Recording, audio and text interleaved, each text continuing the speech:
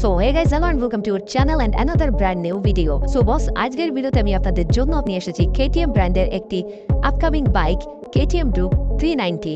বাংলাদেশে অবস্থিত KTM 125 CC বাইকে একটা বিশাল বড় ডাউনফল শুরু হয়ে গেছে, যার প্রধান কারণ এই বাইকের দাম। এই 125 সিসি বাইকের দামে বাংলাদেশে অবস্থিত 350 সিসি বাইক পর্যন্ত অ্যাভেলেবেল রয়েছে। তাই যতক্ষণ পর্যন্ত না এই হায়ার সিসি সেগমেন্টের KTM এর বাইক আসছে ততক্ষণ পর্যন্ত এই KTM বাইকের দাপট দেখানো সম্ভব নয়। তাই আর কথা না বাড়িয়ে শুরু করি আজকের ভিডিও। আর প্রথমে আসবো এই বাইকের ইঞ্জিনে। এই বাইকে ব্যবহার করা হয়েছে 398 cc single cylinder liquid cooled DOAC FI engine. Engine থেকে ম্যাক্সিমাম পাওয়ার পাওয়া যাবে 46 PS 8500 RPM, maximum torque 39 newton metre 6500 RPM। এটা থাকছে সিঙ্গেল সিলিন্ডারের একটি বাইক। ক্লাচে থাকছে assist and slipper clutch.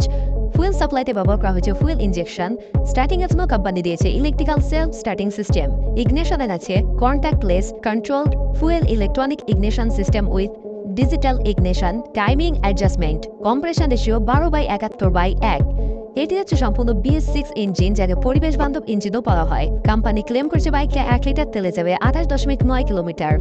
Top স্পিডের কথা এখানে উল্লেখ করা হয়নি, তবে এখানে ধরে নিতে পারেন 160-এর মতো একটা টপ স্পিড পেয়ে যাবেন।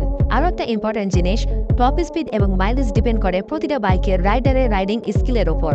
যদি আপনি রাইডার ভালো হন তাহলে অবশ্যই এর থেকে ভালো কিছু পেয়ে যাবেন। এটা স্পোর্টস নেকের বাইক বডি টাইপ এবং অবশ্যই বাইকের বডিতে থাকছে সুন্দর একটি গ্রাফিক্স। ফুয়েল ট্যাঙ্কে ব্যবহার করা হয়েছে 15 লিটারের একটি ফুয়েল ট্যাঙ্ক। বাইকের satellite 820 mm, ground clearance 183 mm, যেটা অনেকটা ভালো গ্রাউন্ড ক্লিয়ারেন্স।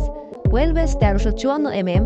সবকিছু ইনক্লুড করে বাইকের মোট ওজন 168 কেজি, যেটাকে মিডিয়াম একটা ওজনদার বাইক বলা যায়। মোটামুটি আপনার হাইট যদি 5.5 ফুট হয় তাহলে এই বাইকটা আপনি কন্ট্রোল করতে পারবেন। হাইট কম হলেও যদি আপনার বাইক চালানোর প্রতি দক্ষতা ভালো হয়ে থাকে তাহলে কোনো অসুবিধা হওয়ার কথা নয়। মোটামুটি আমরা যারা বাইক সম্পর্কে জানি তারা আমরা সবাই জানি KTM বাইকের সাসপেনশন অন্যান্য বাইকের তুলনায় অনেক স্প্রিংই এবং স্মুথ হয়। তাই এই বাইকের সামনে ব্যবহার করা হয়েছে 5 click compression and a ribbon adjustable open cataract WP Apex USD fork 43 mm diameter এবং পেছনে ব্যবহার করা হয়েছে adjustable WP Apex monoshock 5 step ribbon dumping 10 step preload adjustable suspension।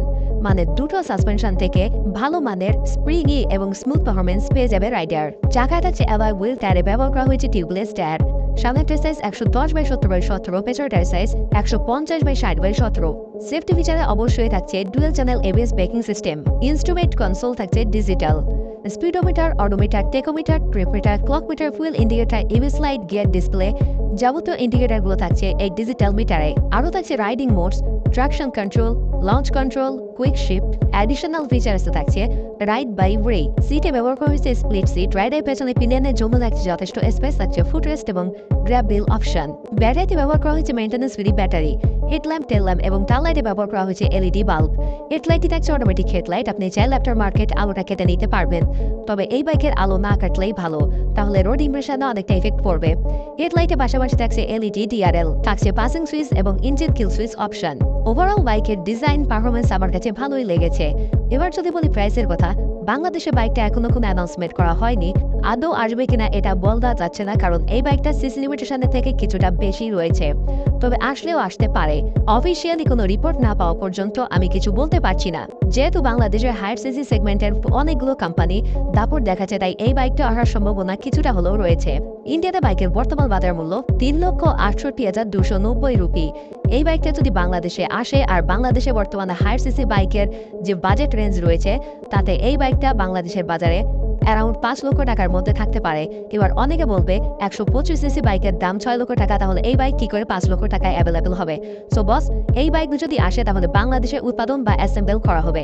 তাই সেক্ষেত্রে দেখতে গেলে আমাদের হাতে কস্ট অনেকটা কমে আমরা অ্যাভেলেবেল পেয়ে যাব। উদাহরণস্বরূপ আপনারা রয়্যাল এনফিল্ড বাইককে নিতে পারেন, কারণ ওই বাইকটা বাংলাদেশে আরবার আগে আমরা ধরে নিয়েছিলাম যে 7 থেকে 8 লক্ষ টাকা দাম হবে, কিন্তু যেহেতু বাংলাদেশে অ্যাসেম্বল করা হচ্ছে তাই সেই বাইকের দামও তুলনামূলক কমে আমরা পাচ্ছি। তো এভাবেই আমরা এই বাইকগুলো অনেকটা কম প্রাইসে অ্যাভেলেবেল পেয়ে যাব। সো বস, এটাই ছিল আজকের ভিডিও। ভিডিওটা ভালো লেগে থাকলে একটা লাইক করে দেবেন, কমেন্টে আপনার ফেভারিট বাইকের নামটা লিখে দেবেন। চ্যানেলে নতুন হয়ে থাকলে চ্যানেলটিকে সাবস্ক্রাইব করে পাশে থাকা বেল আইকনে প্রেস করে দেবেন। সম্পূর্ণ ভিডিওটা শুরু থেকে শেষ পর্যন্ত দেখার জন্য ধন্যবাদ। দেখা হচ্ছে খুব শীঘ্রই নেক্সট ভিডিওতে।